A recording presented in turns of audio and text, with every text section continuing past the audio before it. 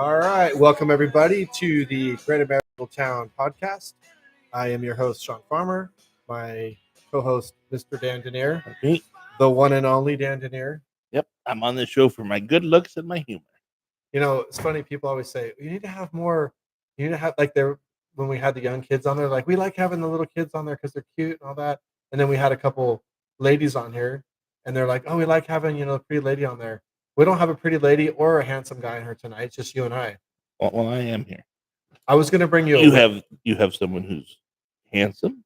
You have someone who's intelligent and funny. It's like the trifecta. I was going to bring you a wig tonight so that you could, like, maybe, dress and drag. I could be your female guest. Yeah. I mean, maybe. Yeah. Well, no.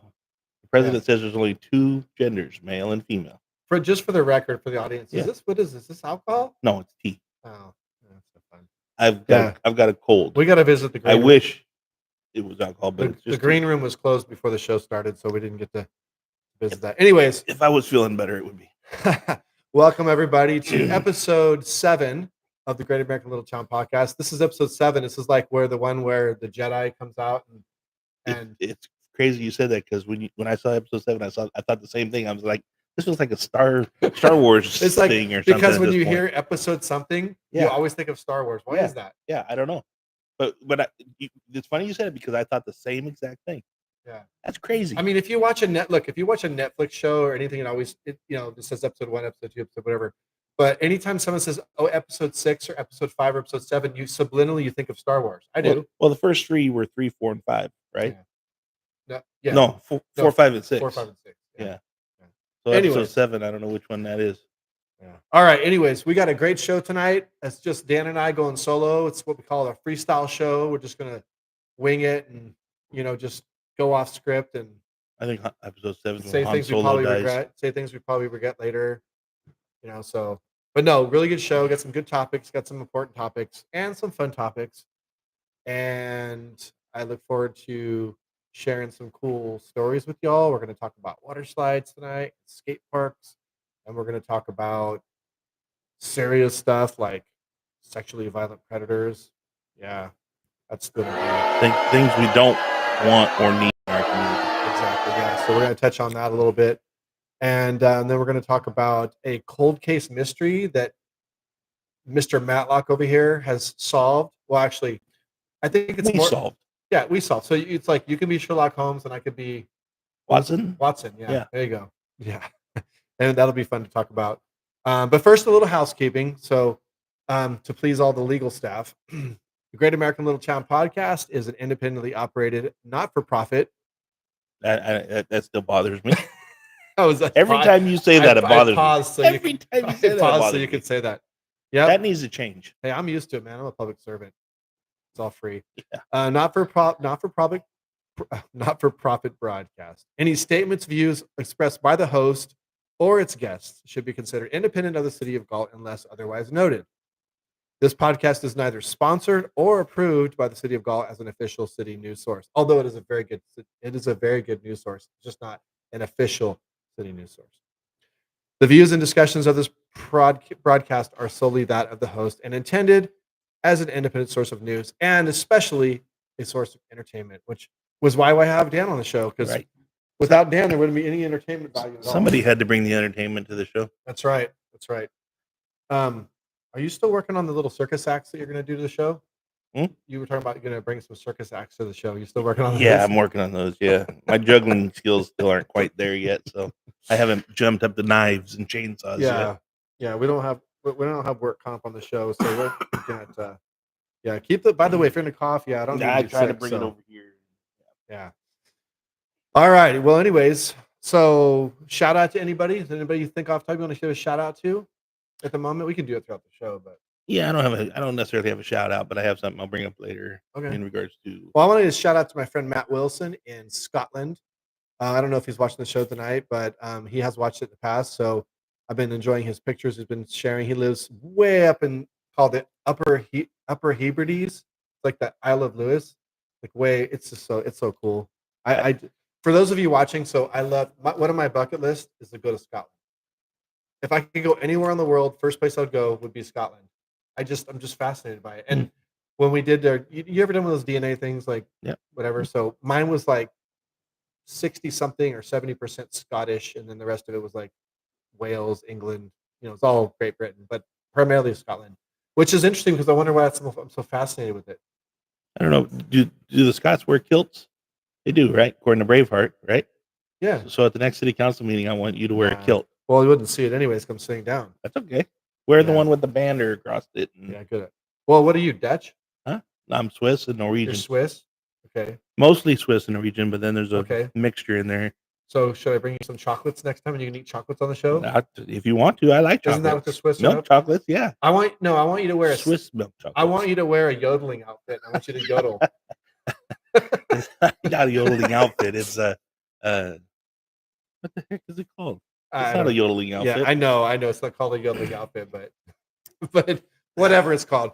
If someone knows what it's called, throw it up in the chat because we're struggling to understand. I know them too. I know what they are. All right. Hey, I do have two shout outs real quick because people that I know are watching. I'm going to say hello to my fiance, Jennifer. We actually have a date picked for the wedding now. So when is that date? It's coming up in March. All right. So Jennifer, if you're watching, you have less than 2 months to run the other direction. Correct. Right. Very quickly. And then I want to say shout out to my dad as well, because I know he's watching. Shout out to Pops. Yep. Shout out to Pops Denier, Harry Denier. He's a loyal viewer. The man, he never misses the one. man, the legend, the myth, Harry Denier. One of the best bowlers to ever come out of golf. Yeah. So I want to give a shout out to our technical person behind the scenes. You can't see her, but she's back there working her magic. My daughter, Killen Farmer. If it wasn't for her, we wouldn't make all this magic happen because we're just the personalities, but all the technical stuff is all her. So anyways, she's the brains. Yep. She's the brains behind the outfit. So, all right. By the way, are you doing something on the screen over there? I'm seeing all kinds of stuff. All right. But the audience doesn't see that. Okay. Yeah. It was just like some Dungeons and Dragons stuff or something. I don't know. All right. Moving on. Let's talk about some upcoming events first. So I get those out of the way. So I had people send me a lot of upcoming events, and I had some that were coming later. Lederhosen, by the way. That's Lederhosen. There it is. Lederhosen. Yeah.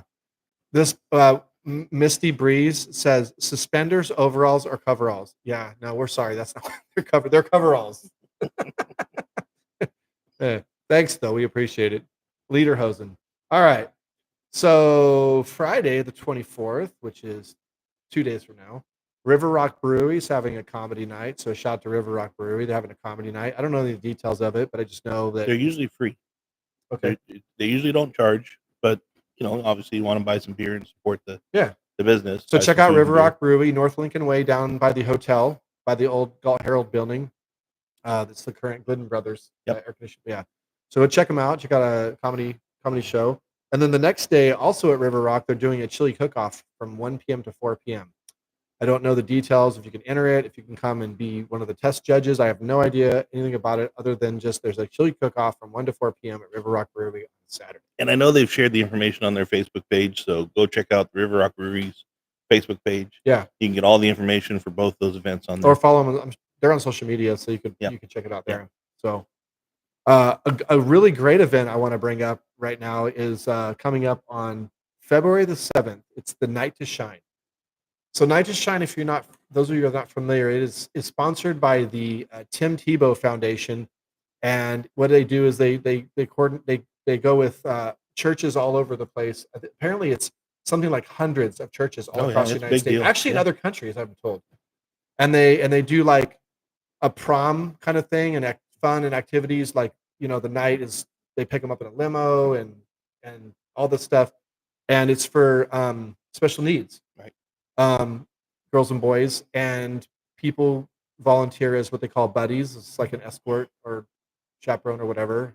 They call them a buddy, and you're their date, so to speak, and you accompany them during this evening. So they're dancing, having fun, games, whatever.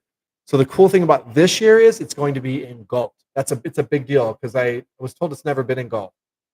Last year it was at Hutchins Street Square in Lodi. It's been in the area. In the area, but never in Galt. It's in Galt this year at Galt High School. So they're using the Natoli Dome, the main gym, and several of the other buildings to encompass all the stuff. They're going to have like a carnival kind of thing. They're gonna have a dinner in one of the buildings. They're gonna have dancing and DJ karaoke in the other one. It's gonna be a big deal. So they've done it for they've done it for several years now. yeah, but never in Galt. Never in Galt. Yeah. So Horizon Church is hosting. So it's a Galt High School, but Horizon Church is the one behind the scenes that's partnering with the Tim Tebow Foundation to put on Night to Shine in Galt, and it's February the 7th. They are looking still they're still short some buddies and volunteers to do other things. So if you want to help, but you don't really want to be one of the the buddies in the company because you don't maybe you don't want to be in the spotlight or whatever, you can do either. So we're posting up the link on our chat box right now. This is the web address you can go to find out information. You can also contact Christina at horizonweb.org, and there's a phone number there for the church, and you can find out more information. You can register. The deadline is in a few days. I believe it's Friday is the deadline. So if you are interested, please sign up. I actually signed up today to be a buddy. Good. I had to do you had to do a background check and things like that because you passed. I did. Yeah. I know you've been a city councilman for 6 years, so I'm surprised you passed. Yeah, it came back and said you're super boring. You have no history whatsoever. That's what it said. No one wants to be partnered with you. Yeah. So I'm looking forward to it. I think it's gonna be fun. I mean, I think it's gonna be really fun. I've never done it before. I think it's cool, but I've known people that have done it, that have participated in it, and everybody says that they get more out of it than anybody really. I mean, it's just I could see it's a great event. It really is. I could totally see that, and I'm looking forward to it. So February 7th, Night to Shine, huge event. Register quickly. You can volunteer or you can be a buddy, whichever you want. It actually lets you select when you're on the registration page. So check it out. We have the link on the on our chat, and we'll also you can check out horizonweb.org. That's their webpage and find out more information. Or shoot us an email if you can't find anything, and I can send you some information. So other than that, I don't have any other community events that I can recall offhand. If you do have a community event that you want me to mention on the show, please shoot us an email during the show tonight, or you can shoot it up in the chat, and I will bring it up on the. I'll bring it up. Let's not forget about the GoFundMe page for Dan's retirement. That we're not. You don't wanna. Yeah, you're a CalPERS retired. You will be a CalPERS, right? Yeah. You don't need a GoFundMe page. How about GoFundMe for me? I do. Yeah, the guy. I don't have a pension coming. I know. Must be nice. All right. All right, moving on past upcoming events. So next, I think we're going to talk about maybe some construction. So everybody's favorite topic, the construction. Oh, absolutely. Specifically, we're going to talk about the C Street. So I'm going to give you guys updates on what's happening on C Street. I drove down C Street today a couple times. About 3 times backing around. You drive? Yeah. They actually gave you a license? Well, I drive very slow down C Street now, but I do. Yeah. But you know what I was noticing? You know what? That's the key. You drive very slow. Right. That's the intention. Right. That's one of the things they're trying to accomplish. It's amazing. To slow people down. It has. But you know what I noticed today? I know that, there's been all this talk about how narrow the street is and everything. Yeah, right. But with the construction, there's construction cones that are still on the inside of the lanes protecting the cement, right? So it actually feels even more narrow with those cones. Yeah. I think once those cones are gone and once the landscaping's in, I really think you're gonna feel that it's a little bit more wide than what. Well, right now it feels even more condensed because of the cones. I'm glad to hear you warming up to it. I know you were skeptical, it's taken a while. Well, and just so you know, for people that ask, this has been a topic. The lanes at the narrowest part are 11 feet wide. So just for reference, the widest vehicle that can legally drive on a street is 8.5 feet. That's a diesel. That's a semi truck. That's 8.5 feet. So, and the lanes are 11. Anything over 8.5 feet, you have to have a special permit, like a pilot car and all that kind of stuff. And so they would obviously put you on a special route. But anyways, so project is on schedule. They're doing striping and stuff right now. The landscaping has actually is going to be tweaked, for lack of a better word. They've discovered that they want to actually do some more landscaping, even more than was originally planned. Because when we started making revisions to the plan, because originally there was a lot more medians, and then after talking to businesses and over the process of the 1.5 years, 2 years where we were doing the outreach stuff, people are like, no, we can't have, we need access to here and access to there and all this stuff. So we started changing things to accommodate all the input over those meetings, and we'd make another change, another change, another change. And so a lot of the medians got taken out. So with the medians going away and the planters going away, trees and landscaping went away. And so they're trying to find some other spots. So they're going to add some more stuff, not more medians, but they're going to try to add some more trees on some side areas that are some spots that aren't going to conflict with anything whatsoever. They just think, hey, there's a great spot for a tree. We could do a tree. So I haven't seen that final print, that final plan, but that's in the works. So we really want to green that area up and make it very inviting and kind of, like when you go down to Old Town Lodi or something and you're driving, you have trees and it just really makes it nice. So the goal is to try to accomplish that. With the four-way flashing lights there at Lincoln and C, and then the one there at Civic and C. Like the old days. That's exactly what I was gonna say. It brings me The- back to the four-way stop the old signs. caution light. No, yeah, it brings me back to the caution light that was there. Yeah, but it See, brings me back to the four-way stop signs that we used to have. And for those of you old school golf people that remember pre-stoplight golf, we didn't have a stoplight at all. That was a we got a caution light, stoplight. four-way, and that's it. I want to say I was in high school when we got the stop. But the first stoplight was the one at Civic Drive. It wasn't Right, the four-way stoplight. because that's when they built the mall. Right. Yeah. Right. That was the first stoplight. Then the second one Because came. before that was the middle school, and Yeah. you didn't have a road right there or a driveway right there. Yeah. So, anyways, that's going as scheduled, and the completion, I believe, is the end of February or March. So I believe that I forget the date exactly, but anyways, on schedule. So hopefully that'll continue because construction, you never know. So let's move on to some other subjects here. We had a city council meeting last night. It was a pretty big agenda. We had a lot of people come. We had a lot of people speaking, public comment. I do appreciate everybody who spoke at public comment. Not all the public comment is easy to hear, because people come and a lot of times they're upset with things, but that's what public comment's for. It is designed for people to come and say, hey, I'm not happy with this, or I need you to do this, or this is something I need help with. I mean, once in a while we'll get somebody and they'll give us praise, to be honest with you, but most people speak because of their concern or they're upset about something, to be honest with you. And so what I think there's a myth about public comment though is sometimes people will make a public comment, and I this was me back in the day before I was in office.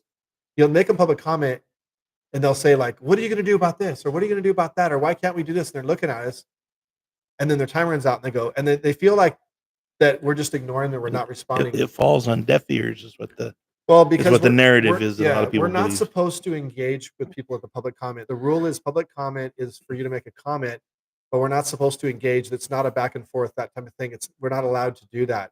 We're allowed to maybe ask somebody, can you please clarify what you said, or can you clarify the street name that you mentioned, or we can ask a question, but brief responses, that's called brief responses. Now, typically what we will do is if someone makes a comment, let's say they're upset, they're saying, we need to fix the water fountain at Harvey Park or something, right? And they're going on about that.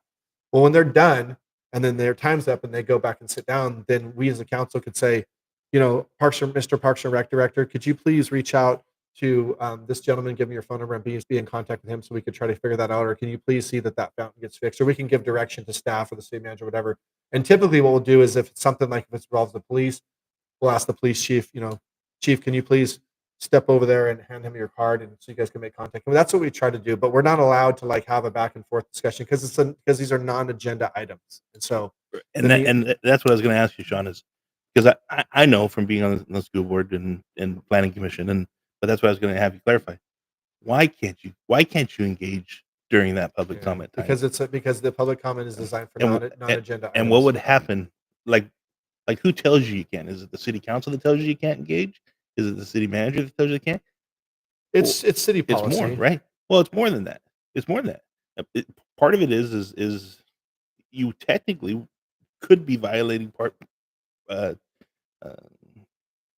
I don't know if you're violating exactly the Brown Act, but part of some of that laws and some of those things that have happened in case laws and things over the years, you guys can't make a decision on anything that's not on the agenda. Right. And so if someone brings something up during public comment and then the council has a discussion with that person as a result of that comment and then gives direction, you're technically making a decision or taking action on something that's not on the agenda. It's not agenda. And that's where you get yourself in trouble. Right. So for example, just to break that down even further. So let's say that someone came to public comment and said, I think we should change the speed limit on C Street to 15 miles an hour.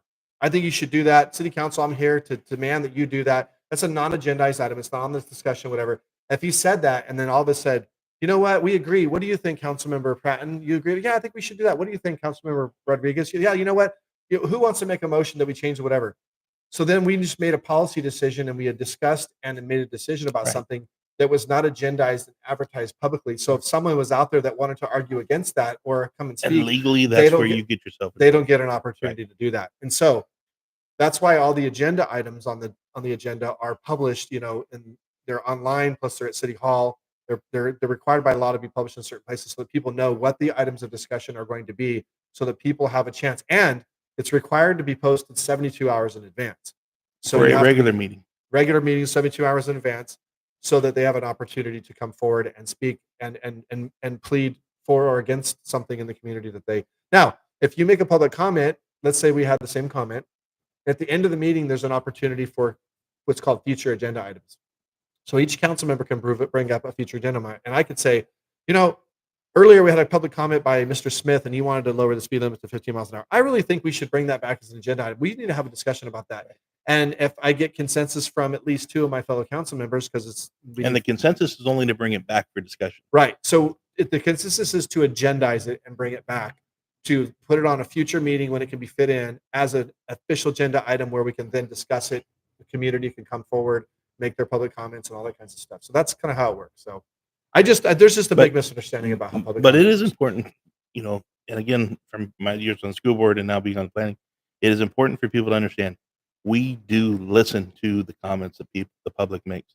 When the public, whether they're talking about an agendized item, which again they're allowed to make public comment on that also during the discussion of that item, but people have to understand it is heard. Your comments are heard. Yeah. They are considered. They are listened to. Maybe the council person doesn't agree with you. Maybe somebody else doesn't agree with you, but they do listen to you. And part of being a council member and part of representing the entire community and all the citizens of the community is that you have to listen to the opposing views of people sometimes. And you do. And I think we have a council that does that. And I think we're fortunate. Some city councils don't do that. Well, I'll tell you, I think, there's many times where I will encourage somebody to come to a council meeting. Like, I'll have people come. I actually had a gentleman in my business today that has a concern that he's bringing up.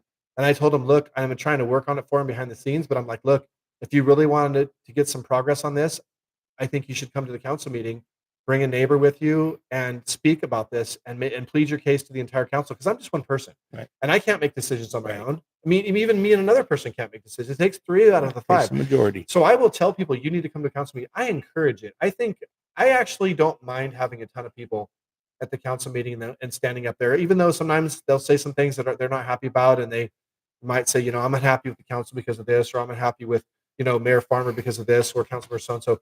But that's what the process is about, and And there's a lot of times that the first time you or the rest of the council may be aware of a problem or of a concern many is times. when that person does come to the public comment. Many times. And so it is important. Yeah. And that's why, honestly, that we had a city manager in the past. I'm not going to say who it was, but we had a city manager in the past who would always, would be like, someone would show up and be in the lobby, and and he'd like, oh, hey, what are you doing here? This is a real incident. And he's like, oh, I'm coming to speak on about this certain issue, whatever. And he goes, oh, you don't need to do that. Here's my card. Let's just go ahead and we'll meet, whatever.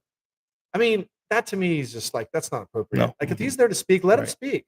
That's his right to speak to the council. And he's there to speak to the council. Yeah. He's there to speak to the council. And then after he speaks to the council, if we get direction to the city manager that we want you to meet with this person and resolve it, then that's fine. That's the way it should work. Yeah. Right. Anyways, not to spend too much time on that. I want to bore everybody with council procedure stuff. But not that we've ever had any discussions. Yeah. So anyways, back to some things we talked about at the council meeting. So big things we talked about in the community last night: water slide construction. So we approved the bids to go out. We approved the construction bid for the water slide to be constructed. We picked out a design a while back, and this has been a process been going on for at least a couple of years, probably maybe a little more than that. The old slide, for those of you who know, that it was actually became unsafe. It was way out of its lifespan, and we had to. And they have regular inspections on these things, and there is deemed some things that they felt weren't safe anymore, so we had to shut it down, and it was really disappointing. But we were able to find some funding. Some of it came from ARPA money, which was COVID money, as I call it, that had to be allocated for things like partial recreation and stuff like that. We used that. We were able to get clever with the budget, find some money some other places, and we were able to fund the construction of a new water slide. It's going to be awesome. It's going to be much bigger than the other water slide. I'm excited about it. Unfortunately, so construction starts in March and it won't finish until probably the end of summer. So we're not going to make this swim season with the water slide. Unfortunately, the aquatic center will still be open throughout the summer. That will not change, but the water slide will have a grand opening for the 26 swim season. I'm looking forward. That should be a cool. The slide that you're replacing, was installed when they remodeled the swimming pool, correct? I believe so. Yeah. And what do you think? That was about 15 years, 20 years ago? It's been a while No, now. it was 20 years ago. Plus. You think so? Oh yeah. Oh yeah. So Yeah. it's interesting. I don't know. Things don't last as long as they used to. Because if you look back when they built the original pool, and remember the high dive they had there? Yeah. Did you ever go off the high dive? Oh yeah. Well, I never as a went off little the high kid, dive. I was scared. Yeah. I was terrified of that high dive. I was going off that thing. But how long did that thing last? You know what I'm saying? Well, Like funny. things were built and installed and lasted a lot longer. So I found this old article. This article says February the 28th, the Civic Improvement Club of Galt is now taking steps to have a community swimming pool constructed in the Grove in the back of the high school building, which is kind of weird. The club learned yesterday that the paving company now working on the highway through Galt will be excavating for a pool wherever the club wants it, and something about needing the dirt. I'm going to go on and on. I'm going to skip through it. But anyways, bottom line is they were looking at constructing the first community swimming pool behind the high school. That was in 1924. That was 100 years ago. So, and I could be wrong. The high school building that they would be speaking about at that time was likely the multi-story one with the Greek columns up front. No, I don't think so because the school caught fire in what year did the school catch fire? Well, that's what I'm saying. It was around that time. Oh, maybe. It was around that time. It was the early 20s that they built that. So and it only lasted a few years before it burned down. Yeah. So the old Galt pool is going to stick to the pool topic, not the school topic. So the old Galt pool. Well, no, yeah, but I'm just saying that's probably this building they're talking about building the pool behind it. So that would have been there. Right. Yeah. So going back to the pool is not the aquatic center that everybody knows now, the Gore Aquatic Center, but the Galt pool that we referred to as the Galt pool when we were growing up. I believe that was built in like 69 or 70. It was built. I would say it was built a little before that. I know. Oh no! You know what? It was in the late 50s. No, I want to say you're in the 60s. It was in the 60s, I believe, and I'll tell you why. Because I read a newspaper article recently. Dan Tarnasky, if you're watching the show live, put it in a chat or send me an email. But I know that the bowling alley was built in 65. And around that same time, I was reading an article from where Bob Biederman, the former mayor, did a ribbon cutting, and one of the things he mentioned was the new pool, the bowling alley, and he was just kind of talking about the things that Galt was getting back in the mid 60s. Yeah. So I would say I would put it back in the mid 60s, maybe early 60s, but I'd put probably 64 to 66. And I remember that high dive was pretty. I never went on it. It was pretty It was too intimidating. tall. It was pretty intimidating as a kid. Yeah. I mean, my dad had I never a learned to pool, dive. so I didn't really go to the golf. I only went to the golf pool when I had friends go in there and stuff. So I mean, my dad had a pool. Yeah, So we had a pool. We had a pool when I was a kid on the farm. Yeah. And I still never learned how to dive. I still to this day jump in with my eyes closed and my nose plugged. Yeah. Good stuff though. Golf pool. That's the old days right there, man. Yeah. It was in the same place. It was in the same place that the new one's at. But real quick, I want to talk about something. Speaking about the Galt pool, 10 days ago, Galt lost a absolute treasure for the community. Ms. Rosemary Lanza, 96 years old, passed away. But talking about the Galt pool made me, I've known her in my entire life. I had her as a kindergarten aide at Fairside. My sisters both had her as a kindergarten aide at Fairside. Any kid our age that went to Fairside had her as a kindergarten aide. Mm-hmm. But besides that, the whole other side of the community, the ones from the other side of the tracks were Valley Oaks and stuff, if they took swim lessons at the Galt pool, they knew her from there. because her and her daughter taught swim classes there for, I would say, probably close to 20 years or more. So the entire community, she had an impact in on the entire community. And I told somebody the other day, thinking about her real quick, Miss Rosemary Land is there's 2 words that come to mind when I think of her, is kindness and love. And, you know, she sent me a birthday card last month for my 50th birthday and put a little personal inscription in there. And so it kind of, yeah, it's, you cherish that a little bit closer now. Yeah, So, makes you but feel old when you start realizing how old you are. You're like, wow, yeah, 96. Yeah, 96. So what an amazing yeah. life, May she rest in peace. beautiful family, beautiful lady. And yeah, she's definitely going to be missed. And it's a little bit of a darker spot in Galt these days without her here. All right, So, sorry about that. that you've downed the whole mood right now. Well, the pool made me think of. We were talking about fun stuff, and then you had to Well, get all sad on us. What else did you guys talk about or approve last night? Skate park. So we're going out for design bids for the new skate park. And the skate park is located where? Park right next to the aquatic center. Oh, next to the pool. Yeah, well, they're going to expand the footprint. The original skate park, for those of you that don't know, the skate park that we had recently, there was a huge outcry 20 years ago for a skate park. And so they scraped up some money from wherever, and they built this little modular skate park. And it was supposed to be just a temporary thing to get us by. And it was there for 20 years. That we just never did anything for 20 years for whatever reason. I'm not going to get into that. But so it became where it needed repairs and stuff. So they finally shut it down, unfortunately. But again, we were able to come together, find some funding, and we've seen some conceptual drawings of the skate park. It's going to be, I believe it's going to be a cement skate park. So it's going to be not modular ramps because they don't have the lifespan that a cement skate park would have. And they're going to expand the footprint. It's going to actually go towards the aquatic center more. It's going to come out to the street and this way into the park. So it's going to be actually quite a bit bigger. And so that will be coming to council. So the design council went out. We're going to, the consultants we hire are going to come forward with actual like buildable designs for us to pick from based on that. And then I encourage anybody, we had some skateboarders and youth at the meeting last night that came and said, hey, we want to be a part of that approval process. We're like, absolutely. So that'll be advertised on social media. That I'll put it out there myself on my own pages when that meeting is coming and when we're going to have that discussion. They are going to have one open public forum, not the council meeting, but they're going to have one that's intended just for the public, for people to come and give all their input about picking the final design. And then they're also going to put it in front of the Parks and Rec Commission, which is also a public meeting where the public can show up. And then it will go to council. So there'll be 3 opportunities for people to come and give their input on which design they like. But it sounds like they're going to build a skate park that's bigger, better, and faster.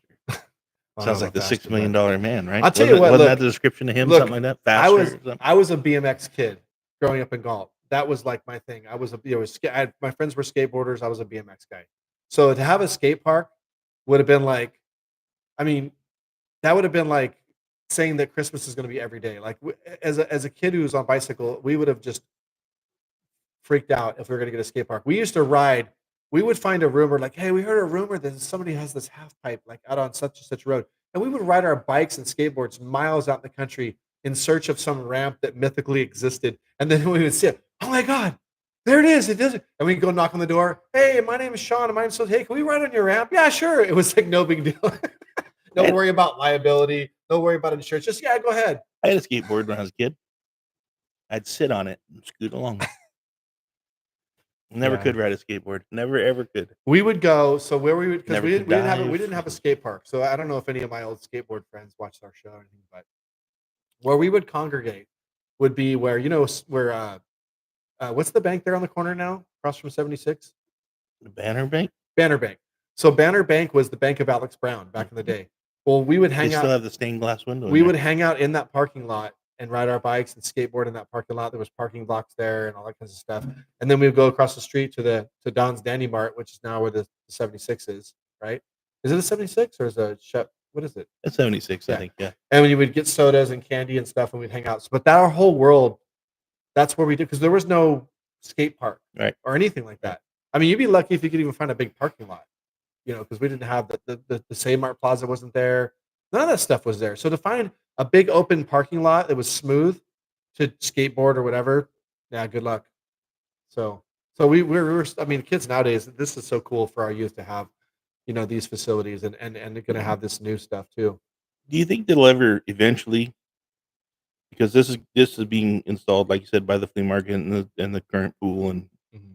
do you think they'll ever put something down the road that there's a potential that they could build something like this somewhere in the east side in some of that new, because Well, there's gonna be parks well, installed over I there and some of those absolutely. types I of mean, I things. would say that it could be likely. I mean, there's no plans on right on the second to do that. But Community Park, which is on the east side, is the biggest park in Galt. I mean, Walker Park will eventually dwarf it when it's completed. But um, yeah, the problem is, it's like it's just too bad that we're like this east-west type of thing. Like we're divided. The way Galt is built out, unfortunately, it's just kind of fractured us in half. And so you have like, well, we need such and such on the west side, or we need such and such on the east side. And you can't have two of everything except Starbucks Oh, and McDonald's, McDonald's and Taco Taco Bell. Bells. Yeah, we're naming. We used to have 3 Subways, but now they're down to 1. Yeah. So Yeah. we can have doubles of all those things. We just can't have doubles of the cool stuff like skate parks. Yeah. But maybe, I mean, maybe I just yeah, I don't know. I mean, if I was a I kid got and this. I've been being hit up by the pickleball group a lot lately. So we put the pickleball course in there, right? right. But apparently pickleball is so huge that there's literally like I was told that the people go over there and there's like people stand and wait around and there's like this code of ethics where you're like, hey, we'll play 2 games and then we step off and let somebody else play 2 games and they people are kind enough to kind of have consideration and they trade off. This is what I've been told by the pickleball club. But they're begging us to maybe take and convert one of the other tennis courts. There's like 3 tennis courts remaining and they're saying they're not used very often at all. So we're looking into that to see if that's in fact the case, and maybe we can convert one of the 3 remaining tennis courts into an additional pickleball courts to accommodate that Have you ever pickleball. played pickleball? I have not, but you know Neither have what? I. I want to though because Well, I was a tennis player in high school, and I was a really hardcore tennis player, and so pickleball is basically just mini tennis. well, and if older It's people tennis. It's if tennis older for people people that don't play want to it, run a if lot. older people play it, it'd be perfect for it. Yeah, and now that I'm old and maybe Right.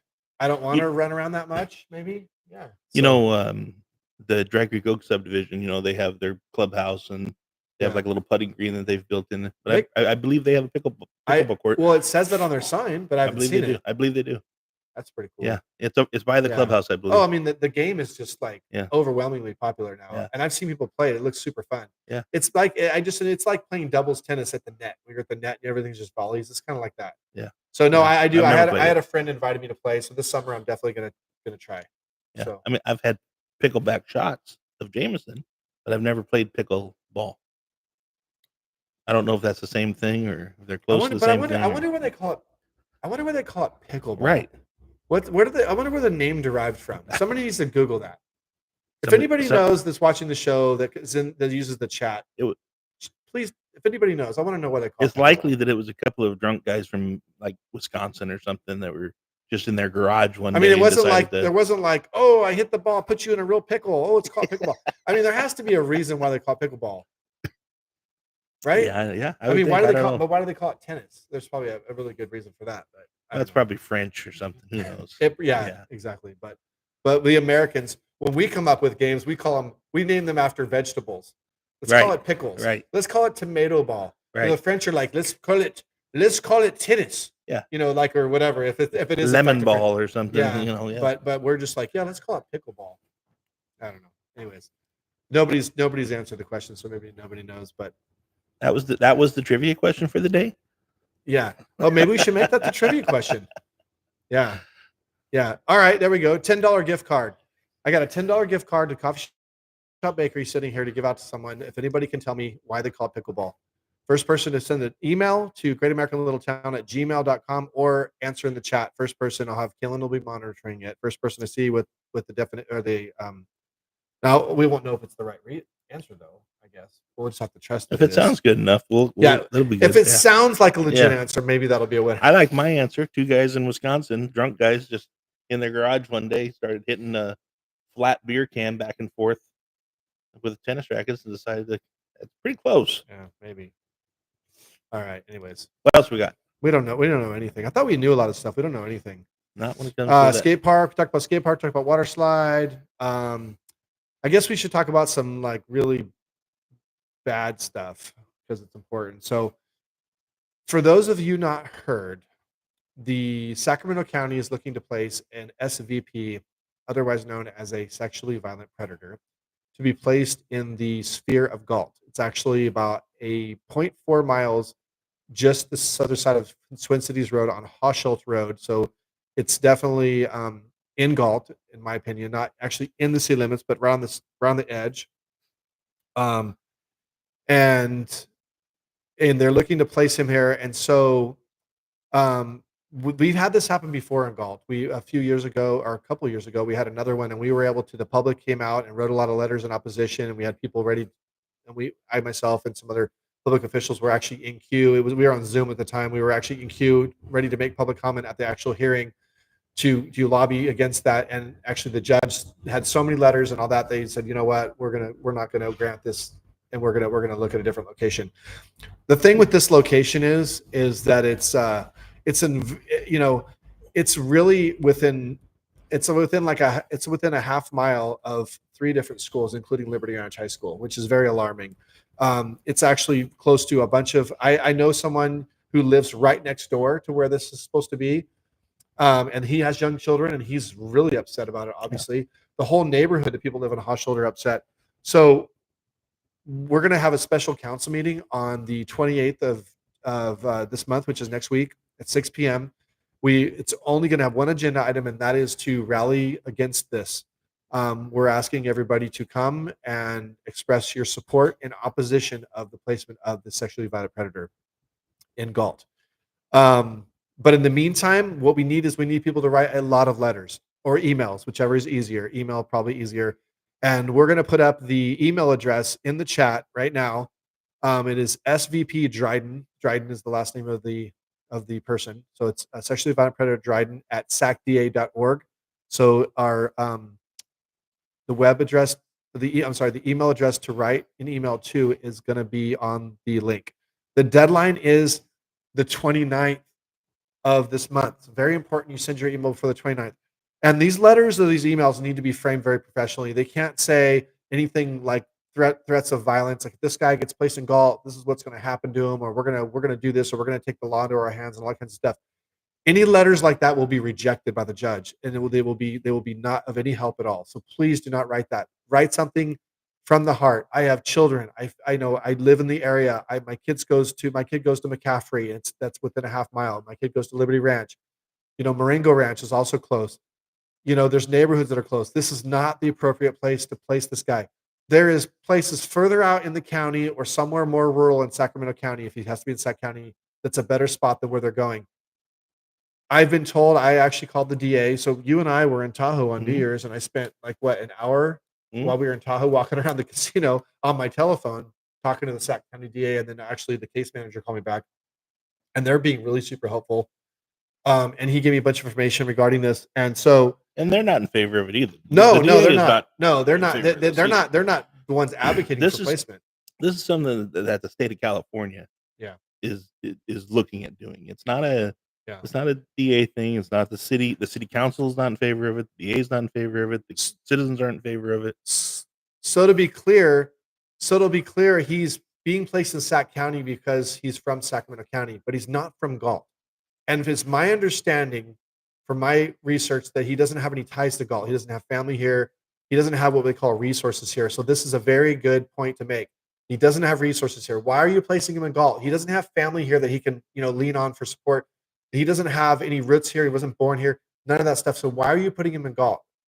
And if you're asking why are they doing that, what happens is you have people that own property. So the person that owns this particular property, there's people that buy properties or have properties, and they specifically want to have these people placed in those properties because the state pays them very, very, very well to house that person. For example, let's say that this particular house would normally go for $2,000 a month rent to a normal renter.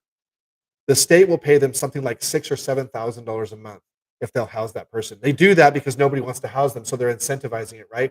But these people don't live in the community. They just, the person who owns this particular house, it's an investment property. He lives in Elk Grove.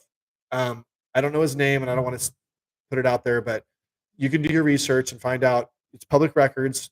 Look up the address, find out who owns it. But they want to do it because it's lucrative for them. Mm-hmm. So they don't really care about Galt. They're like, I don't live in Galt. Who cares if we have this guy live there? But we care. So I strongly am asking anybody who's watching the show or should watch the show between now and January the 29th, please send an email. It can be very brief, it can be long, whatever. Say I'm a resident of Galt, and this is why we don't want that person here. And we need to get hundreds and hundreds of emails sent so that the judge can see the opposition to this and we can have him rule in our favor. So you mentioned, Sean, that they've tried to do something like this, similar to this before.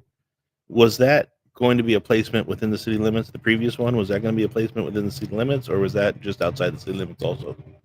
The one before. The one before was actually out in the outskirts, but it was out off of Sargent and Christensen Road. Again, not within the city limits, though. No, that was it. But to be honest with you, I mean, there was a lot of opposition to that. We successfully were able to have them relocate that person somewhere else. But that tends to be what they do. But that one was way further rural than this one. Right. But that's what the state tends to do, is they tend to go just outside the city limits of places. I know that I was just reading an article or heard an article just within the last couple of days. I believe it was Turlock had a very, very similar situation go. And it went through an appeals court there or something, and the court ruled against the city and against so they won at first and then they lost. And people ask, what does SVP stand? What makes a person a sexually violent predator versus a sexual predator? Well, the DA guy explained it to me, but basically, in a nutshell, someone like this has been. It's funny why they're even being released, but they've done their time or done. This guy's he's been incarcerated for a long time. Basically, medical professionals have diagnosed him, and they believe that he's a high risk to reoffend, and that's why he's labeled a sexually violent predator. There's a certain label that goes with that. People maybe watching out there have a little more detailed information, but this is what I've been told. There's a reason why they call it just that. But regardless, and in a perfect world, they would be locked up and never see the light of day again, or otherwise. But that's not the world we live in, and it's not the world of California. And so, like you said, in California's eyes, he's done his time for his offenses, which, whether we agree or not, which I don't, but now they're looking to put him somewhere, and they've chosen our community. And again, this is one of those cases where we've talked before, whether you live within the city limits or you don't, we are all still part of Galt. And I believe, and I'm just speculating on this based on the information I got, but they're saying, well, why did they pick Galt? He's not from there. What brought it up? Well, people with these certain properties, they actually, submit like, hey, I have a place you can. They go so, and this particular property owner was selected as the potential destination. So we need to oppose this. So I don't think I need to go over this any more than what I already have. The email address is on our chat link. Please send it SVP Dryden. So SVP DRYDEN at sacda.org. Please send an email. And get them in before the 29th. And come to the council meeting on the 28th. Hopefully the whole place is packed. 28th, 6 p.m. City Hall. It's a Tuesday evening. Next Tuesday. The letters also don't have to be very lengthy. No. You can send just a short, quick, brief, one paragraph letter or email. But I would encourage you to say something, say something that has emotion. You like, Your Honor, do you have, who concerned? Do you have kids? If you have children, think of your, just try to tap a nerve or something. You want to. And I mean, you wrote your letter already, right? I haven't sent it yet, but I have written it. Yeah. But there's also people who personally have been affected through rape, sexual violence, molestation. If they want to touch on having this person that's so close to them, and when they're a victim of something, that's touch on something like that as well. But again, don't get into the if he's placed here, we're going to do this type thing. Keep it factual. Keep it, and keep it. It doesn't have to be short. Doesn't have to be long. Just. So Sean Farrell piped in to switch gears a little bit about our pickleball discussion. Sean Farrell, who's our city treasurer, by the way, said pickleball is named after the pickle Shout boat. out to Sean. Is named after the pickle boat in rowing, which refers to a boat made up of leftover oarsmen from other boats. It doesn't make sense to me. Thanks for the gift card, but I will pass it along. So he's passing the gift card along. Well, thank you, Sean. That's very generous of you. Our own research, we put our own staff on this and researched, and they came up with the following. In the summer of 1965, I mean, think about how long ago that was.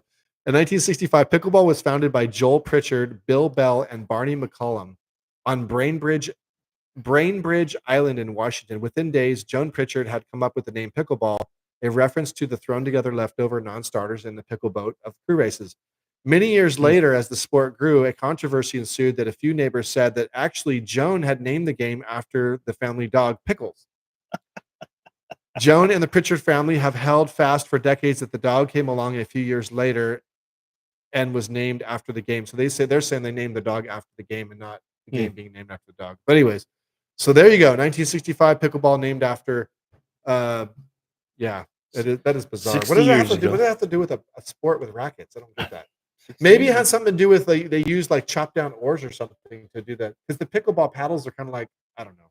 I don't know. I'm just stretching. I'm stretching here for information, but all right. So we're gonna move on to the going to move on to our next items. And Oh, so, I didn't know there was a second page. yeah, we got to remember our Jeez. talking points. We So, got a lot of stuff to talk about. so Plus, I we got talked there. I about can't read it. districting. Oh, So yeah. districting, the election district. So it's a big deal. So we're allowing people of Galt to submit district maps. So if you're not familiar with what I'm talking about, the city of Galt is looking at moving into district elections, which means we're going to split the city into pieces, and council members can only run from a district, and the people in that district can only vote for that person in the district. Does it sound stupid? Absolutely, it is. But we're being forced to do it, and it's being forced on us under the spirit of democracy because the theory behind it is it is designed for protected classes. So they feel that the election at large, where you can just vote for anybody from anywhere in town or whatever, is somehow biased against protected classes. So, for example, let me see, it's Latinos. We have a large Latino population in Gulf. So they're saying, well, because you can just vote for anybody, whatever, that Latinos don't have a big enough voice. So the idea would be that you break it into pieces, and then you kind of form a district that's what they call a majority minority district, or a minority majority district. Sorry, and so that would give them a bigger voice. So it sounds good, and it sounds like it would work. But the problem is, it's like taking one step forward and then three steps backwards, Mhm. because as we talked about this before, and I hate to sound like a broken record, but some of the things that are going to take place is, what if you don't have somebody run? What if only one person runs in that district? What if you live in District 1 in that certain, when we come up with the final maps, and only one person runs? Well, that person runs uncontested, so you don't even have to vote for them. They don't even need to get your vote. Right. Don't even have to care what you think about them. They get to be a city council member, and they get to make decisions for the city Yep. because no one ran against them. And it will Well, absolutely happen. and think about this. I want everybody to think about this. I want everybody to think of the worst person they know. The worst person they know. And if that person is the one that runs in that district Mhm. unopposed, then that's the person who's going to represent them. And that's the person that's going to represent them until someone else chooses to challenge them. And there might not ever be anybody to challenge them. So then you may end up with a bunch of city council members that are not or should not be on the council. We have someone in the chat that says, I heard from someone else that we're being forced to consider district. Is there a possibility of the city deciding that districts don't work for us? Well, I think we've all been very clear that we We don't know think they won't work they for won't us. work for us, and we're too small of a town for a district. Districts are primarily designed for bigger cities. That's where they really do work. This is a California one one one size fits all type thing for in the way California thinks, and it's a we bunch of we have we BS. have an attorney from Southern California Malibu. he sues cities, and he's allowed to sue cities, and he sues them that says that we're basically violating what's called the CVRA. It's the California Voters' Right Act. It's a piece of legislation that was passed years back. And according to his interpretation of the CVRA, at-large elections are not fair or whatever. And so we're being forced to move to district. Now, we could say we don't want to, and we could fight it, but that would mean going to court and fighting over it. And out of 200 and some odd cities that have been forced to do this, none of them have been successful yet in fighting it outright and beating them in court. As a matter of fact, the city of Santa Monica tried to beat them and spent millions of dollars and still lost. And now it's an appeal. So, I mean, we've heard of some other ideas, which could be like a Hail Mary or like a compromise, which is something a little bit different. But as it stands right now, we've started moving forward to districts. It's not 100% a done deal, but we are progressing down that road. Um, not to put too much information out there, but there's another option that there might be that we're trying to look into, but it comes with a lot of risk, and we don't know if it's worth the risk. But regardless, what's going to happen with district is you're going to have people that are going to run unopposed. And so you're going to have people that are going to be walk-ons, what we call them, right? Or let's say that someone doesn't run. If someone doesn't run from District 1 or District 2, whatever, then how do we decide? Well, then the people that do get elected from the other districts, then they pick somebody. But guess what? That person has to They be have from to that pick someone district. from the district. So if Right. somebody didn't want to run for the office in the first place, well, how are you going to find somebody who wants to do it? Like, okay, fine. Right. I guess I'll do it. Okay, fine, I'll do it. Do you want a council members, people, making decisions for your entire city that's just like, yeah, I guess. I mean, I really don't want to do it, but I guess if you need somebody, I'll do it. I mean, How many meetings are they going to miss? How many decisions do you think they really care about? Yep. No, it's going to be terrible. And right now, here's the deal. So elections, the way they work now is we have a 5-seat council. You have 2 seats are up for election, and then you have 3 seats are up, and they alternate every 2 years. So if you don't like the city council, if you didn't like the city council we have now, in 2026, you're going to have a chance to vote for 3 new members because that's how many seats will be up in 26. You can vote for 3 new people. You can get rid of 3 people, and you can change the mix up of the city council. And right now, you have a say in all 3 of them. Right. All 3 of those seats. Right. You have a say in all 3. You could say these are the 3. There's 10 guys running. These 3 are the best 3 guys, and I'm voting for those 3. And you can put the best 3 guys in. But under districting, you have to wait because a term is 4 years. So you have vote someone who gets elected from a district, his term is 4 years. So you have to wait 4 years before you have any say in changing the council at all. And the biggest problem is that your vote as a voter, your voice as a voter, whereas now it gets heard every 2 years. Moving forward, it's only going to be heard once every 4 years and only in the district you live in.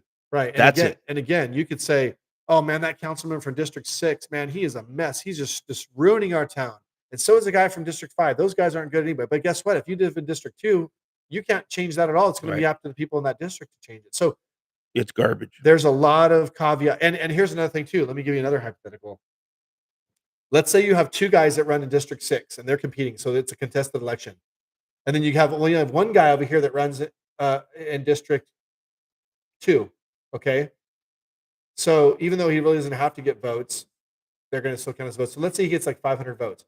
These 2 guys, they're fighting. This guy gets 3,000 votes. This guy gets 2,500 votes. The 2,500 vote guy, he actually loses the election. But he got 2,000 more votes than this guy over here in this other district. But yeah, he doesn't get to be a council member. You're talking about what happens when you have the one person running this district and then 5 people running this district. And out of those 5 people running in this district, 3 of them are great candidates. Yeah, that's what this guy might be a garbage candidate, but these 3 are great. Doesn't matter. You're only going to get 1 and 1. Yeah, I mean, we can go through all. There's so many scenarios. It's That's garbage. just terrible. The whole thing's garbage. I don't like it. I've never liked it. So I'll never get on board with it. Yeah. I hope that some point the legislation pulls their heads out and makes some changes to it. Because that's the only way that this is going to change. Is if Sacramento, if the cities start putting enough pressure and the public starts putting enough pressure on their legislatures to make the changes in Sacramento. That's the only way that this can be changed. And then the other thing that's happening too is so we have to base this district maps that we're working on to form a map. They have to be kind of equally, like one district can't vary more than 10% from another district. So you can't have 6,000 people in this district and 5,000 in this district, right? So they have to be very easy balanced. And they don't like to cross things like freeways, and they don't like to go out of what they call census blocks. And you don't want to split up a school. The whole thing is stupid. I don't even know how they're supposed to go up these maps. It's very difficult. So they're working on these different maps. They presented like 7 of them last night. And we're looking at them. We're like, wow, okay, that one, okay, I guess that looks okay. That one looks a little bit, whatever. But here's what's weird. So we have Liberty Ranch, the big project over by Liberty Ranch High School coming online. There's going to be 500 homes built there probably in 18 months from now. Which they've already started building. And then we have Summerfield, which is like 250 homes. These are all projects that are in the works. Those are going to offset and create huge differences in the things. We can't factor those in. We have to go by the census numbers right now, and we can only vary by 10%. And the census numbers are already 5 years old. Right, because they were conducted in 2020. Right. Yeah. And the next time we're going to have a census is going to be in 10 years from now. Right. In 5 years from now. 5 years from now. So we form district maps now. If we do go to districts and we form this, we won't be able to adjust those maps again until 5 years from now. and we will have to do it, and it'll cost us money to do it too, and we'll have to do it every 10 years you're going to have to redo it, yeah. and every 10 years is going to cost you money. Yeah, It's terrible. What a stupid. waste. Now wait, I want to talk about this real quick too. Some of what was presented last night is the difference between Yeah. 5 districts going to 5 equal districts right now, which we have a 5-person council, or going to 4 districts with 1 person at large, which would basically be a mayor's seat, right? Yeah. So yeah, so there's 2 ways we can do this, and the council has not. We discussed it a little bit last night, but we didn't come up with the consensus to do 5 districts where it's equally split into 5 pieces, and so you have one council member runs from each, and then you just appoint a mayor, which is what we do now for a certain term. Or we can do a 4-in-1 district, so that means we break the city into 4 pieces, and these people run for district, and somebody runs for the mayor at large. And so basically the mayor would be elected by everybody from the city, so that you don't have to, so anybody can vote for anybody for the mayor from anywhere in town or whatever. And this is a viable option we could possibly do.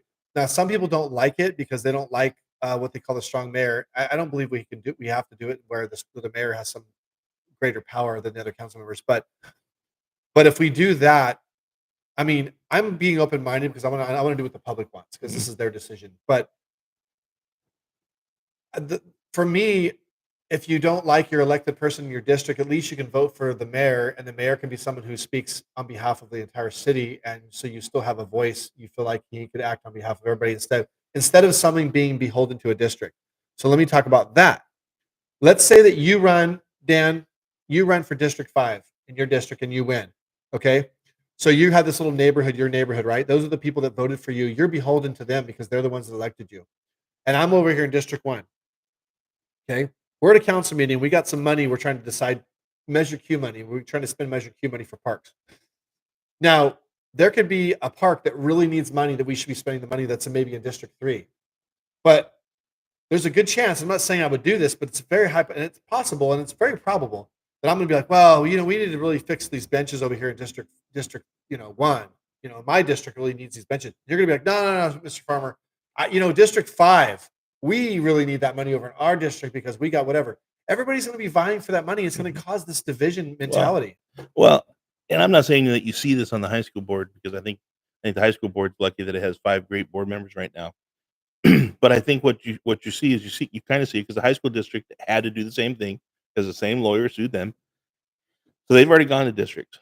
But if you've got the 2 main high schools, you got 3 high schools altogether with Estrelita, but you got 2 main high schools. If I'm on a high school district and my district only attends 1 high school, then why should I support the other high school? Right? Now, I would obviously support them because it's the right thing to do and it's part of the responsibility of being on the board. But you're going to get those situations where, yeah, like you said, you're going to have people who's going to strongly support only what goes on in their district and try to get all the money for their district or try to. It's going to create more problems than solutions. Yeah. I have a personal feeling between the 4 districts, 5 districts. I'm not going to say it here.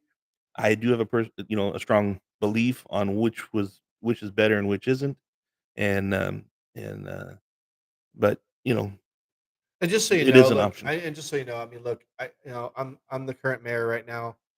This is not self-serving at me because my term is up in a year and a half from now, and so I won't be my seat will flip into a district seat, and these maps may or may not be designed to accommodate a district that I'm in, and honestly, it's a high probability that I'm not running again. It's a very high probability, about 99%. So, for those of you that don't like me, you're like just cheering right now. And for those of you that, you know, think I'm doing a good job as a council member, I thank you for that. Where's the Maybe applause you would just button? say- yeah. Haha. Anyways, so this is not self-serving. I just think I want to do what's best for the public, the people of Galt. So I'm not going to be someone who's going to be running for these spots.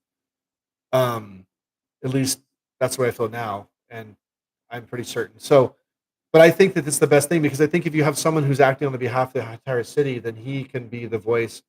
Because if you're like, I don't, I didn't want that guy in my district to be voted for. I don't want him to. That's terrible. Well, at least I got this other guy. Right. But to be honest with you, a lot of the public comment, excuse me, last night was in favor of a 5 district. So far, what I'm hearing is people like 5 district. So That we'll have to see. that would be my vote, but So we'll have to see. won't say You know, why. and I encourage people to come to council meeting. We have our next meeting is on February the 18th. We'll be talking about districting again. They will be bringing back more official maps. So we're tweaking the maps right now. You are also able to submit your own map, and you can do that through the City of Galt's webpage. There's a link, and you can submit and email your own map. And we've actually had maps being submitted by private citizens already, and they've actually been some pretty good options. I have a question on that. Yeah. I was looking online at that map.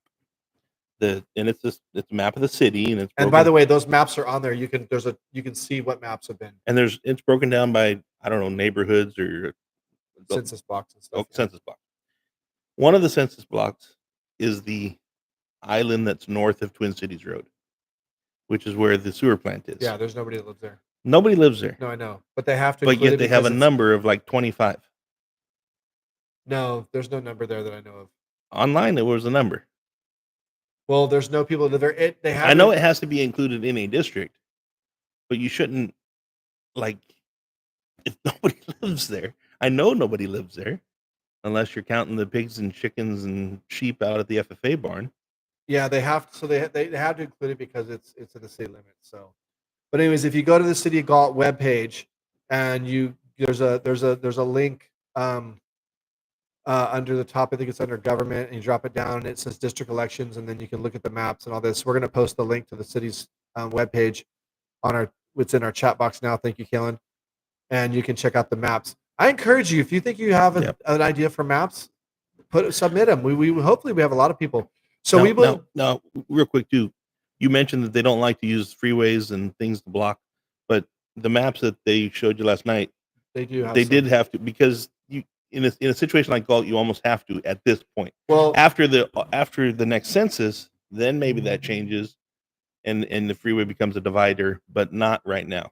well, there was some maps submitted by someone, a former council member actually, and the maps, instead of just using like 99 as a divider and having like 2 on the west and 2 on the east, which seems to be the common rule of thumb that we need to have 2 west side district and 2 east side district. That's kind of the consensus. But to be honest with you, I don't know the population number split, but we're heavy with people on east side. But anyways, they don't want it to cross. They're saying, well, we really don't. You can't not cross 99. They're not saying you can't do that, but they don't like to. Right. But his maps kind of ran horizontal in some respects because they're trying to, they don't want that division of east-west. Right. They're trying to make them where it's a little bit of east, a little bit of west in the same district. But Galt, if you think about geographically how Galt's shaped and everything, it's really, really tricky. It is. It's really, really tricky. So it's like an 8 that's kind of at a diagonal. It's kind of like the number 8 at a diagonal in a way. Yeah. So anyways, next meeting, February 18th. We're going to be talking about maps more. You can submit maps. You can come to the meeting. You can hear. We're going to be doing some more public outreach too. This process is going to be long. I think there's 2 or 3 more meetings that are happening that we'll be talking about this. But and just by that attorney filing that lawsuit with the city, which the city then had to pay him a certain amount of money just for sending you a letter. But this whole process is also costing the city money, a significant amount of money, because you had to bring in a consultant. After it's all said and done, it's going to cost the city about $100,000. Yeah, because somebody wants to do something that we don't want to do. Yeah. Anyway, so that's enough about districting. So if you want to find information, City Galt webpage. Yeah. We're going to talk about our. Thanks for putting me in a bad mood. So we have our cold case. We're going to talk about our little cold case coming up. Oh, but before I do that, Carol Kane said to tell you hello today. Oh yeah. Carol Kane was in the coffee shop today, and we were talking. And she said that that she and her husband Larry used to go bowling with your parents. Oh yeah. So she said to tell you hello and to tell your dad hello. It's funny. So shout out to Carol Kane. She watches hello, the show. Carol. She Hi, said Carol. she said I watched the podcast. Hi, and I was like, oh really? Yeah. So hello, Carol, and her granddaughter Samantha was with her. Nice. So it was nice to talk to her, and thank you for watching the show. We appreciate it. Yeah, the mom and dad used to bowl a lot. Dad bowled a lot. Mom and dad both bowled, but dad bowled a lot. And I was talking to him. I could totally envision that too. Oh, he was a good bowler, right? I was talking to him the other day, and he was actually when he was 15 years old, he was on the bowling team for the club as a 15-year-old. And I said, wait a minute. I said, you couldn't even go in the club. How did you get on the bowling team? Remember when? I mean, let's talk about the Galt bowling alley for a second. The Galt bowling alley was so cool. You go in there and it was just like, you know, did they have a bar in the back? Yes. forget. Can I? You keep talking. I want to. All right. Yeah. So it was for those of you who don't know, it was where Horizon Church was, by the freeway over by Les Schwab. That was the bowling alley, and I think it closed in '82 or '83, somewhere in there. I believe is when it closed. Well, actually, it turned into like a music hall. That was a music hall there for a short time. But anyways, but you know, bowling was just kind of phasing out. Like, wasn't like now it's like this huge. You know, it's made this resurgence, right? And bowling is big like thing so back. cool again, and now everybody's doing it again. So it's just too bad we didn't have somebody coming to town and build another bowling alley. But But it also cost $500,000 to build it back in 1965, yeah, five which hundred would thousand. be Yeah, that's equivalent to crazy. over $5 million today. So, Oh, Carol said she worked at the bowling alley. She just chatted in. oh, Yeah. Thanks, guys. I worked at the bowling alley. my mother worked at the bowling alley, and that's how mom and dad met. That's how your mom and dad met at the bowling alley? Yeah, Oh, wow. yeah. That's Mom kind of worked in the coffee shop. that's kind of sentimental. Huh. Yeah. Very cool. Very cool. So let's talk about the cold case. We've been teasing about this. So Dan is a kind of a, you know, if you haven't figured this out, Dan and I are kind of like history nerds, especially like all history. Dan especially, you know, he's always researching and be like, hey, you know what I found the other day? Hey, real quick before you get into it, bowling alley. I was looking for it. I don't have it. I got it somewhere. Okay. But there's an old newspaper article from 1965 when they're talking about the bowling alley, and it describes it. It describes the color of the carpet. It describes the blue and tan chairs that they had on the lanes. Yeah. 16 lanes. Describes the coffee shop. Describes the bar. 16 lanes? 16 lanes. Yeah, Wow. yeah. I don't know. I wonder how many they have in Yeah. I haven't been to the new bowling alley in Lodi, but I can see in there when you drive Yeah. by. It looks like it's maybe, I don't know, But eight you know lanes, that the 10 bowling alley maybe? closed for 7 years at one time, and then reopened and Really? was open again for a while until they finally closed it again. Yeah. Yeah, I found that article too. It's too bad that the bowling alley, too bad the lanes and all that were removed and it's all done because you can reopen it. Right? That's your retirement gig. Yeah. Reopen the bowling alley. Yeah. Bring back. Yeah. We need everybody to My- bring back the bowling alley, Dan. Let's go. My grandfather Let's go, Dan. my grandfather almost bought the bowling alley one time. He went in, but he went into they wanted him to buy into it, and he went in and looked at the books, and he said, "Yeah, no. Somebody says There hi, was no Dan. money to be made there." Greetings from D team. Is that your coworkers? Yeah, that's coworkers. Coworkers. Yeah. The D team. Yeah, they must be bored. So what We team were are- not bored last night. What We team are busy you last on? night. The F team? C team. The C team? Yeah, day shift is A and B, nights is C and D. So you don't get to be the A team. You don't get the cool guys. We're C. We're C. Yeah. Yeah. We You're were slammed You're busy like last night. you're like SEAL Team 20. We're not SEAL Team 6. Yeah, we're not the well, cool guys. we're the team. We're the bench warmer guys. We're the guys. We're the team that does cleanup. We're the guys We that get if it all SEAL done. Team 6 gets blown up in an aircraft going into a hot zone, they call us. We're the Pretty backup. much. We're the cleanup group. Yeah, no, it was All right. crazy busy. Well, last shout night. out to the D team. Anyway. Did I meet some of them at? D team? Yeah, they were. Okay. No, not the D team. D team wouldn't have been there. Oh, okay. C team. You met some of my C team people. Okay. All right. Yeah. Cool. So, anyways, getting to the cold case. Cold case. Yeah. All right. So Dan likes to read articles. I love old newspapers. Yeah. So tee this up. Tell the people watching about this article you came across. So there's a website called newspapers.com, and I go in and I search different terms or different words or different whatever, and then I'll search for different decades and that's how I get a lot of the history of Galt. Newspapers are fantastic when it comes to history, right? Not always right. Like I told you one, I found an article earlier that I showed you. Oh yeah. Like, how many people do you think watched the Galt Parade this last year? The Christmas parade or the 4th of July Probably parade? Probably a few thousand. Few thousand. There's a newspaper article from the Galt Herald in 1965 that says that 10,000 people watched the Galt Festival parade that year. But I don't believe it.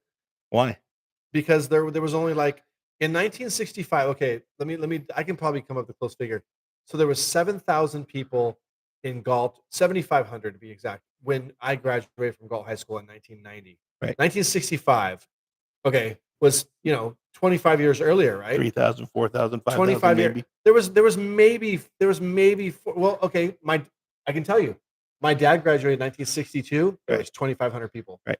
So how could a town of 3,000 people have 10,000 on the parade? That was Right. just like, oh, Right, man, you right. should have been to the parade. Yeah, there was 10,000 people there. No, Hey, sorry. So my point is that newspapers aren't always right, but Yeah. there is a lot of great historical facts that you can get out of them. So, anyways, a few weeks ago, I was looking through the newspapers, and I came across a story and a picture um, of the across the street on 4th Street is the old Gulp Park is what it was. Yeah, talking about the Promenade Park in Old Town. There's a flagpole in the Promenade in Old Town on 4th Street, and at the bottom of there's a memorial plaque. Right.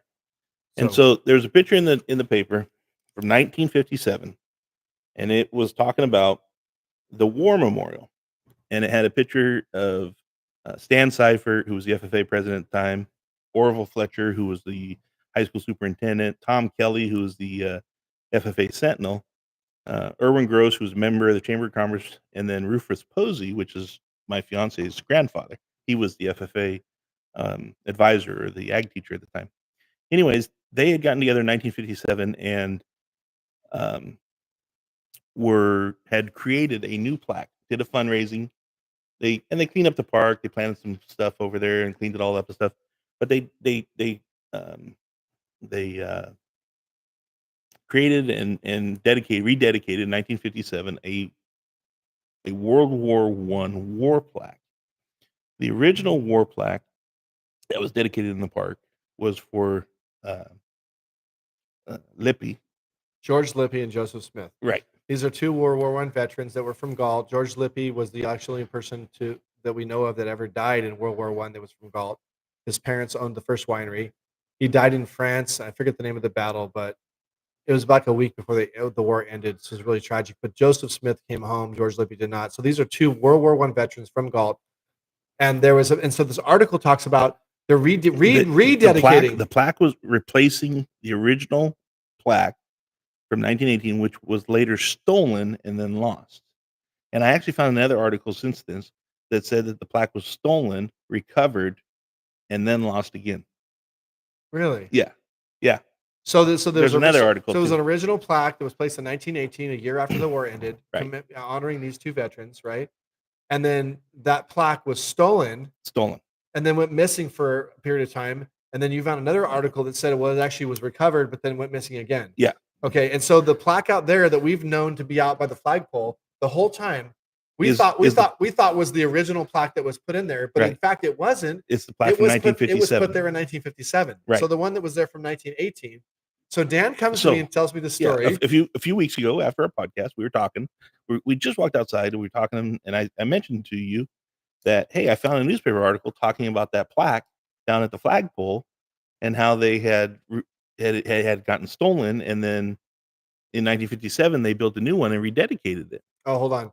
Dan Tarnaski said that Smith didn't come home either. He died from friendly fire in Russia. Oh, that's too bad. Okay, thanks, Dan. That's Dan Tarnaski, the Galt historian for the Historical Society. So he's pretty knowledgeable. We appreciate his input on correcting us on this. So I tell you, hey, I just read an article about that plaque down there, Sean, and how that they had to rededicate it in 1957 because the original one got stolen.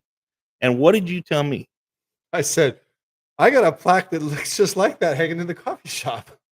And I said, what? Yeah, no way. I said, it's an old bronze plaque. It's really, really old. It's not reproduction. And it has George Lippy and Joseph Smith's name on it. And it says in the AEF, which is American Expeditionary Forces, 1916 to 1918. And basically it's commemorating those two people. So we unlocked the door because I told you, I said, you got to show me. We unlocked the door, come back in the coffee shop, and here it is on your wall. What we believe, and all indications are, is the original dedicated plaque that was put there sometime right after 1918 for the two gentlemen, for Lippy and Smith. Because, as far as we know, they didn't make two. Well, they did make two plaques, but only replaced because the first one went missing and then recovered and went missing again. And what's funny is that the replacement plaque and the original plaque aren't the same. They don't actually say the same. They don't have the same words and dedication on them. Yeah.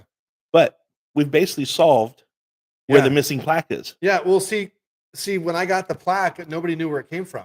Well, I know where it came from, but I didn't know that that's where it came from. So there's a longtime Galt citizen who's been in Galt for many, many, many years, and he's owned lots of properties in Galt. And he had the plaque, and he knows that I have a lot of antiques and stuff in Galt antiques and Galt memorabilia in the coffee shop. And he said, "Hey, I got this plaque. I'm not really doing anything with it.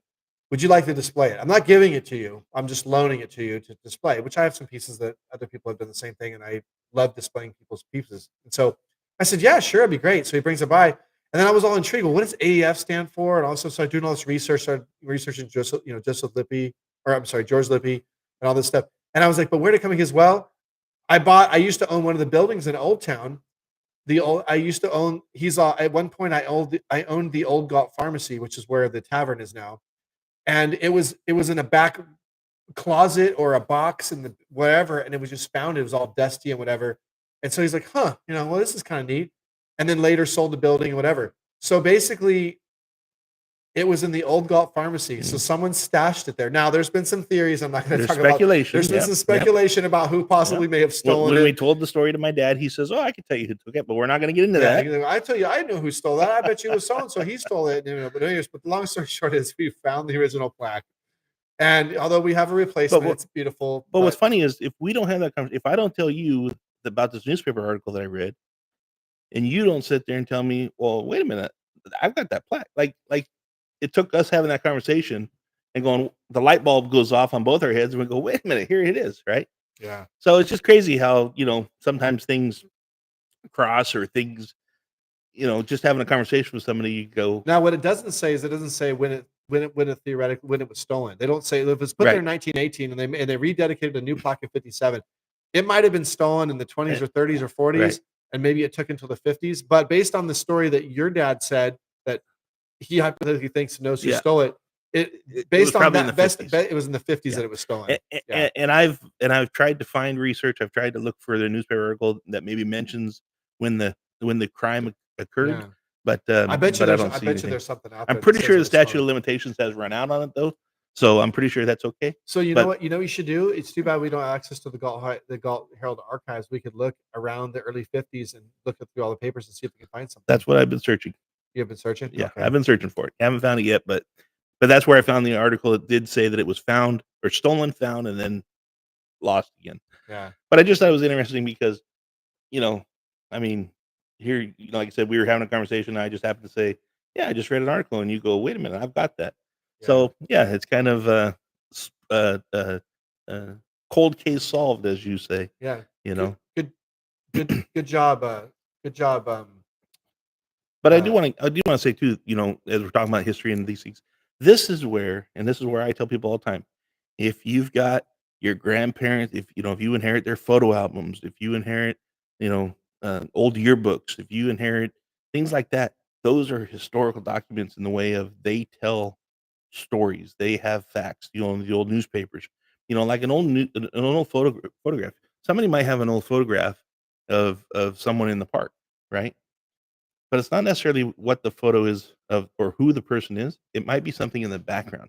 Maybe there's a picture of, I know like the Historical Society for years have been looking for photos of the old Peerless Mill, or, yeah. I found a Well, news. and Dan, just for those of you who don't know, Dan Tarnaski, who commented in our chat, he runs the snapshots of Galt history Right, Facebook page, which is a great page. right, And he shares all these old photographs, which have been that the Historical Society have acquired for many, many years, and he scans them in and he's digitizing them and stuff. And so he's been sharing them, and he likes to share, like, does anybody identify this person? Does anybody, or he knows what's in but the picture, and he says, hey, this is a picture of whatever. And in the amount of comments and the people, it's really right, neat to see but like but the it, engagement. if you inherit your grandma and grandpa stuff, your parents' stuff, don't just throw it away. Yeah, Don't just throw it away. Call somebody like Dan Tarnaski, call somebody like Sean and I, call somebody and say, "Hey, I've got this stuff. Would you want to come take a look at it?" yeah. Don't just throw it away because the historical value Yeah, that some of that stuff has, because you don't know who's. Let me give you a perfect example. Okay, like that plaque, the historical value that that plaque has. Now, now the person that gave it to you, he could have just threw it away. He could have just scrapped it. yeah, There's historical but value he to grew it. up in Galt. He's a long time Right. from here, so But so let me tell you why you don't throw stuff away. Let me tell you. I don't know if you've heard this story before, but so you've been to my place and you've seen the Letterman sweater, Hmm. right? They belong to my grandmother. So my grandmother Gladys Farmer, her and my grandfather had a dairy here, the Harvey Ranch Dairy, out where Greer Middle School is. About 100 acres about there. No, And I mean, most people know they knew my grandmother Gladys is because she ran the flea market for all those years. For 33 years, she ran the Galt Flea Market. She was the manager of the Galt Flea Market. And so, um, but Gladys, she was born in Oklahoma, and she went to a high school called Sasakwa High School. And my dad, my grandma passed years ago, and then my dad was kind of getting rid of some of her stuff, whatever. And my dad's just like, he's just weird about that kind of stuff. Like he likes old stuff. It's weird, but my dad liked old antiques, whatever. But yet he was just like, nobody wants that old this or that. He tells me, yeah, I had grandma's old Letterman sweater and I whatever. I'm like, whoa, whoa. I'm like, what are you talking about? And he goes, yeah, I had grandma's Letterman sweater from high school. I'm like, you had grandma's Letterman sweater from high school from what, the 30s or something? He's like, yeah. I'm like, where's it at? He's like, oh, I gave it to the high school. I'm like, you did what? He went to Sasakwa and he gave it to them. Like he thought they were going to put it up in there, whatever. And I was like, Dad, why did you do that? That would be something I would love to have. I could pass it down to my kids. That's like an heirloom, I mean, when do you right, have stuff like that? right. Oh, I don't know. I didn't, and it was just, and then I was mad, right? I was like, you need to go get that back. I Right, told him, right. you go over there and you get it back. So he drives to Sasakwa. It's not close by. It's a ways. And they couldn't find it. And then they found it was in a box, like behind a file cabinet or something. They didn't even give a crap about it. They're just like, whatever. And so he got it back, and told him, my son was really upset, he wants it back, because his grandkids want it, blah, blah. He probably told him some big sob story. And they said, yeah, for sure, because they weren't going to do anything with it. So I have it. I had it professionally framed. So in the frame of my grandmother's Letterman sweater, by the way, from 1934, is her high school diploma and her letter where she lettered in basketball. She was in the basketball team. And in the middle is a picture of her on the high school basketball team. She's in the photograph Right. from 1934, her high school photograph. And basically, by the way, she looks just like my daughter Kaylin in that picture too. It's crazy Well, how similar they look. When I talk about yearbooks being historical documents, though, right? My grandmother, my dad's mom, graduated from Elk Grove High School in 1936. I have her 1936 yearbook, but I went on a hunt and I found the 1935 and 1934 yearbooks also from Elk Grove. So we got those home and started looking through them last year. My grandmother was in drama. She was in 2 different plays. She was a song leader or yell leader, right? And All you this didn't stuff. know all this stuff. And none of this stuff we didn't know. I remember calling my dad and going, "Hey, did you know that your mom was ever in drama?" He goes, "No." I called my sister. She goes, "No." So, these are things we never learned, but yet here's a historical document. My dad's uncle, Louis Denier, Louis graduated from Galt High School. We go back and look at some of the yearbooks that he was in school. He played football.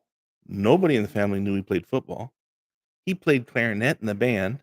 Nobody in the family knew that he played clarinet in the band, right? Like, so Yeah. there's things you can find out from these things, and that's why I tell people, Yeah. don't throw So them the away. moral of the story is, and if you're from Galt and you have an estate you're clearing out and you find old Galt stuff, call Dan or I because we are very Yep. interested in that stuff. Please do not throw it away because we are very interested in that stuff. We'd love to have that stuff, especially if it's anything with Galt history. And the historical society also they get a lot of stuff given to them. Um, and they display a lot of it in the Ray House if it's something displayable or things like that. So there's many good sources where this stuff can go. So Yeah. don't just toss it because it might be something you don't want doesn't mean somebody else doesn't. Right. Right. So Real quick, I want to tell another little quick story. well, make it short. We're I will. we're out of I time. will. I know. Well, we got a little bit of time, but just like how with the black. Years ago, I was back in North Dakota visiting my sister in Bismarck. I'm gonna tell you that story real quick. I've told you before. I was in Bismarck visiting my sister. I go to an antique store, right? Because I always go to antique stores, and I pick out about 5 old photos in this antique store in Bismarck, North Dakota, and bring them back out here. And this is when we had the antique store here on the corner. So I have these pictures laying in the store, and I don't know anybody in these pictures or anything. My dad comes in the store. He goes, picks up the pictures. He goes, "Hey, where'd you get this picture?" And I told him, and he goes, "Well, you know who that guy is right there, right? It was a picture of 3 guys in a band." And I said, "No, I have no idea." He says, "That's your godfather, Ray Eisenbeis." Now, he was maybe 19 years old. He's in his early 90s now. He was maybe 19, 20 years old in this picture. And it was from Aberdeen, South Dakota. The picture went from Aberdeen, South Dakota 70 years ago, made it to Bismarck, North Dakota. I happened to find it and buy it. without knowing who was in it and bring it back out to California. That's crazy. So things like that happen. Things like that are a little crazy sometimes. So there you go. I got it done within a minute. There you go. Yeah. But anyways, cool stories. So we're gonna make this a short one tonight. I know our last episode was really, really long because we had Amy Mendez from the city on, and we had a lot of topics. We purposely wanted to keep this a little shorter, give ourselves a little break. What are we looking for in the future? What are we looking for shows? So we got some good guests lined up coming up, some shows. We're gonna bring one of our school resource officers back that works in the schools from Galt PD to talk about what he does for the schools and kind of how he interacts with the students. I think is a whole subtopic. I know we had some police officers on a while back, but there's a whole subtopic about what we can talk about with him. So he'll be a guest on at least part of the show.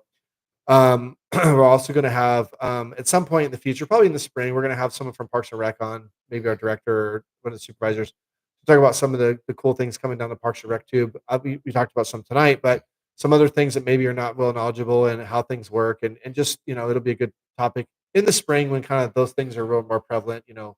That's the season. Um, we are going to have the new editor for the Galt Herald. Actually, I believe on the next show or the one after that. Nice. We're trying to check schedules. His name is Sean Thomas. Really, really cool guy.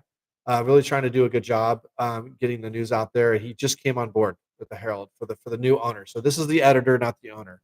So the new editor is Sean Thomas. He's trying to be really involved. He was at the council meeting last night, and we've had some good conversations. He's a really good guy, and I think it's gonna be a good conversation, not just to talk about the Herald, but just to talk about news in general and like what's the prevalence of a paper publication in 2025. I mean, you'd be surprised how prevalent it could still be and how important it could still be in a small town.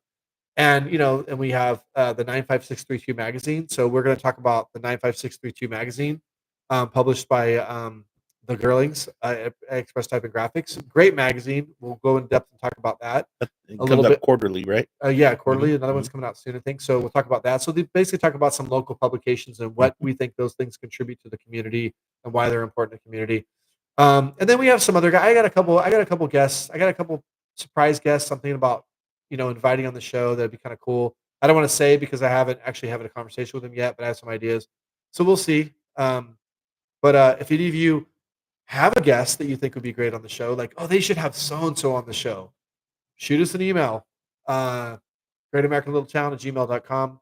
Or if you have a topic that you want us to cover on a future show, please, again, any ideas for the show or any feedback, we appreciate it. greatamericanlittletown@gmail.com. That's our email address. Be sure to like, be sure to give us a thumbs up, and be sure to share. And be sure to subscribe. Subscribing to our channel doesn't cost anything. It's a subscription. It just means you follow it. And we're trying to build a subscribership. I think we're at like 134 or something, 135. So it's been growing. So please follow the page. And tell your friends, tell your family about it. And just build our viewership, because the more people we have watching, then the better that this concept that we've come up with about how to try to get this information out and be a kind of a fun entertainment news source can work. And maybe at some point we can get rid of the not-for-profit part of that little thing you read over there at the beginning every time. Maybe. Yeah. So anyways, I want to thank everybody who commented in the chat. I've asked Dan Tarnaski, the historian, to be a future guest. He didn't respond back to me on that, but I'd love to have him on the show. That'd be a great show. Really have just a really, one show that's all about, digging deep into some Galt. Maybe he can tell some really cool stories like that maybe you and I haven't even heard. I'd love to hear some of that crazy stuff. Like a storytelling episode. I dig into these papers, and these papers go back to the 1800s, even 1800s, early 1900s. The great thing about these papers, like, when people sit there and think that crime's out of control in Galt today, or when things are out of control in Galt today, go back and look at an old newspaper from 75, 80, 100 years ago. There was arsons and murders and mysterious deaths and all kinds of things going on in Galt. Yeah. So again, I want to thank everybody for watching and tuning in to the Great American Little Town podcast. For my co-host Dan Denier and myself, Sean Farmer, we appreciate you watching. Please tune in approximately 2 weeks from now and check out our next episode. So from those of us here, signing off. Have a good night. Good night. Be safe, everybody.